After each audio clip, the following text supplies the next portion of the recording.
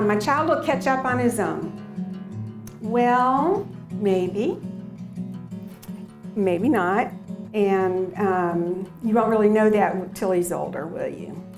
And so again, referring back to the American Academy of Pediatrics materials, there's many cases with early intervention or therapy that developmental problems can be minimized or maybe even eliminated.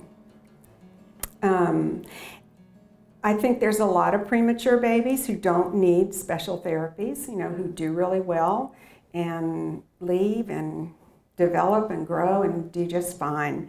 But because preemies are at an increased risk for developmental delay, it's a good idea to at least talk about it with your doctor and look into what's out there and some of these other things, let go of some of these other things that might be barriers to you in seeking out early intervention.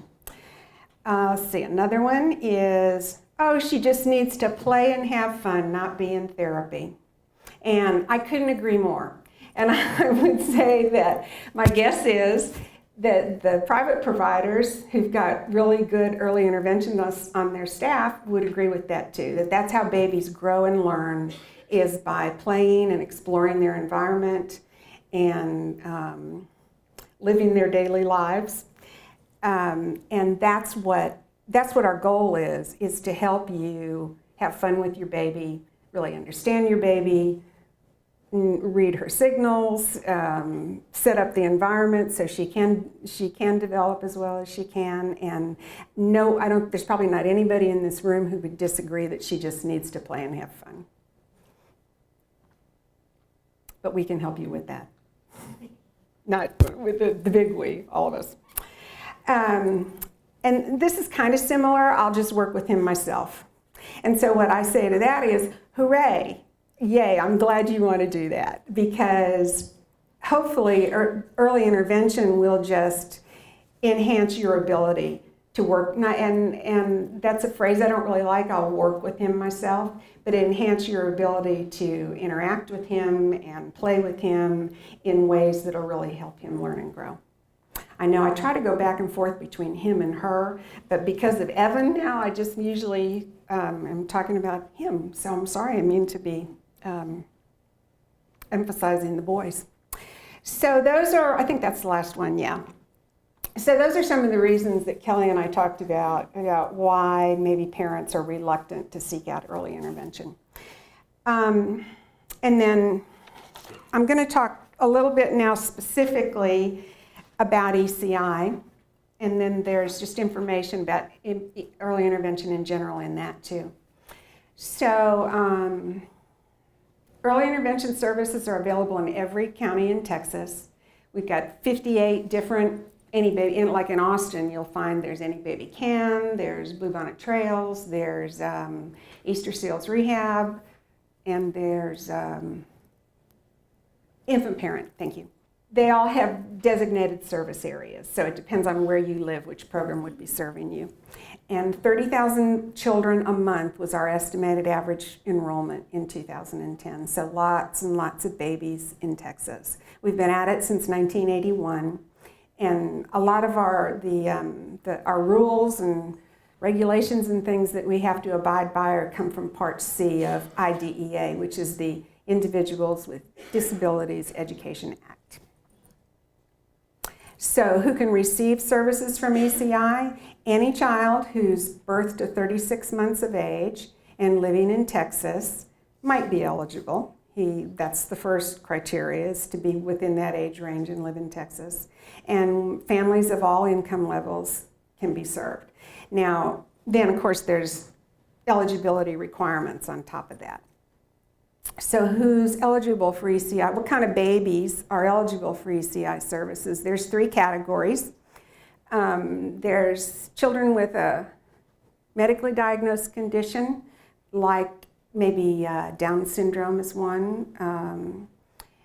And there's on our website, which is at the end of this, and at the table back there, all those materials have our website on it. You can see the list of medically diagnosed conditions that qualify automatically. Then the other two categories, developmental delay and atypical, that's determined by testing from our ECI teams. And children with auditory and vision impairments fall into the realm of atypical. So that's a little bit different. When you go to a private provider, they'll do testing and kind of try to determine what's going on with your child and where do we need to start and where do we need to go, but they're not going to have an eligibility criteria. So in other words, in ECI, you have to meet, there has to be a delay or some atypical behaviors to be able to get services. You have to qualify.